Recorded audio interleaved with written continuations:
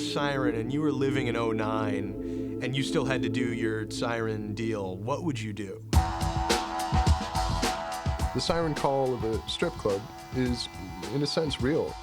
There are people who go there and become kind of transfixed. I have been thinking about you all night.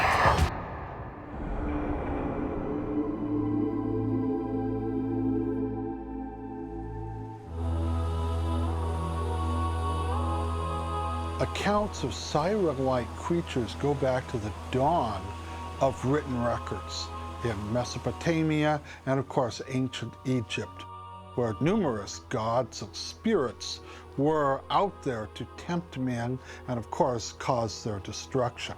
Sirens, in like a classical context, were these mythological hybrid monsters. Sirens are half bird and half female. And they were thought to live on an island called Serenum Scapulae, which means 3 rocky islands. And today, Serenum Scapulae is the modern Italian island of Capri.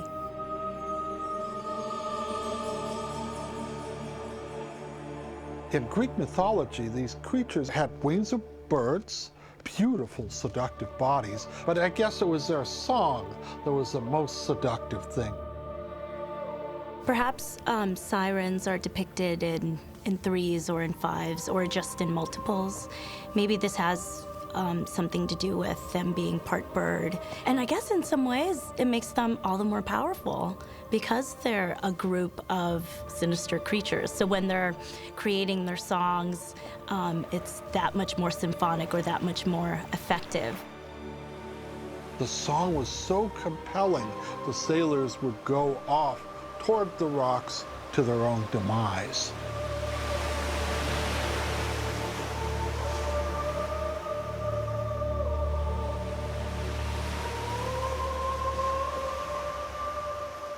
I mean, look, for me, what was always really important from the beginning, someone who's a student of, Joseph Campbell and devours his books. I love basing things in real life legend. It makes things feel more permanent, it makes things feel more mythic, and sort of grounds it in this sort of beautiful way that there's a tradition that's hundreds and hundreds of years old. Mythology in general served a certain role in people's lives. People died very young. They kind of generally felt that life was not within their control. And mythology was sort of a way of explaining why things came to be.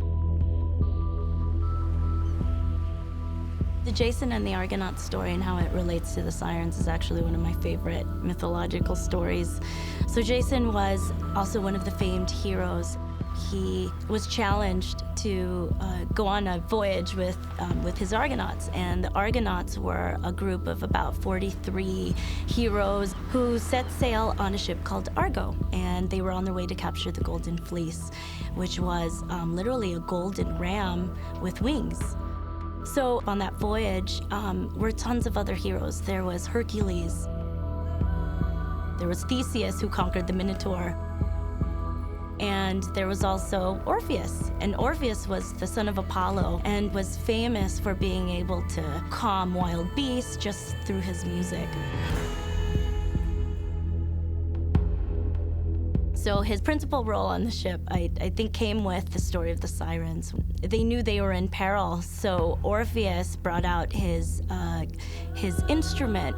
And rather than the sirens hypnotizing Jason and the Argonauts, Orpheus instead hypnotized the sirens, and they were able to pass that area completely unharmed. When you look at the Getty Villas collection, and you particularly look at the Orpheus group, the seated poet with the 2 sirens, you do in fact see, a pair of siren figures flanking the seated poet who is embodying the Orpheus hero. And the artist represents them like in the midst of a mythological story. There's one siren who looks like she's about to sing a song. She has her hands outstretched before her. And the other one is sort of meditating on a song that's being sung. The story of sirens that we referenced and that we knew were out of the Odyssey.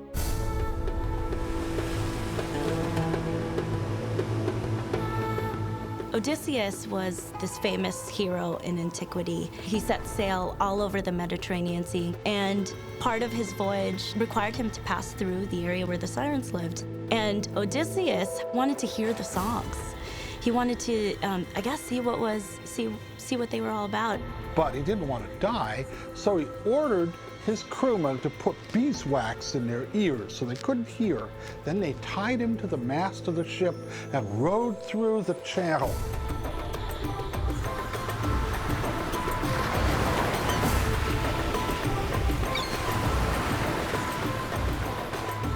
Now he heard the song. He wanted to visit with the sirens, and he ordered his crew, release me so I can swim to them. But of course they couldn't hear, and they rowed past, and finally when he was at a safe distance, they untied Ulysses, and he managed to recount what happened.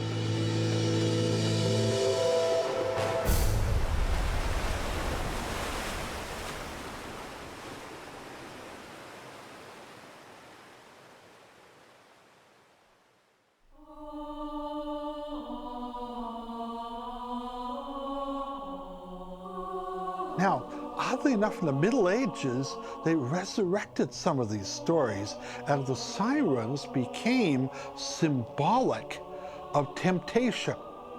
So many times in the cathedrals of Europe, we'll find depictions of sirens actually carved into Christian cathedrals, but they now represent not so much these mythological creatures, but those sexual tendencies that might lure priests and monks away from their vows and into the bed of some local woman. So early on, the Christian church generally had an attitude of chastity and kind of anti-sexuality, because there was this intention that the role of the church was to prepare humanity for the imminent end of the world, and there was no time to get married or have sex or procreate. St. Paul was not against sexuality per se, but he was against letting it get in the way of the real work, which was to prepare humanity for this coming end of the world, which he expected would happen in his lifetime. What do you think? She infects the men during sex? Maybe. Supernatural STD. Well, however it happens, be careful. These things are tricky, bitches. Well, we look for that kind of stuff. Sirens seem to be really interesting, and then you kind of modernize it by having a siren work out of a strip bar. It's always entertaining. That's what Supernatural does when it is working at its kind of peak of efficiency. It tends to be this very American sensibility. Classic rock, muscle cars, rest stops, and mystery spots, and just kind of the life of the road turns all of us into sailors. And you can get drawn in by various calls and temptations, and there are ways to be sort of smashed on rocks that don't quite exist, but they can ruin your life. I think that places like that cast a certain kind of spell. That's like what they're there for. It's pretty clear that, the neon sign of a strip club, you see that in the distance, and it's like so well suited to a show with strapping young demon hunters. And I'm sure someone has a more intelligent, educated answer as to why we had to use strippers, but at the end of the day, strippers. You are the kind of sexy, you got that special taste. I like the way you sex me. Strippers, Sammy. Strippers.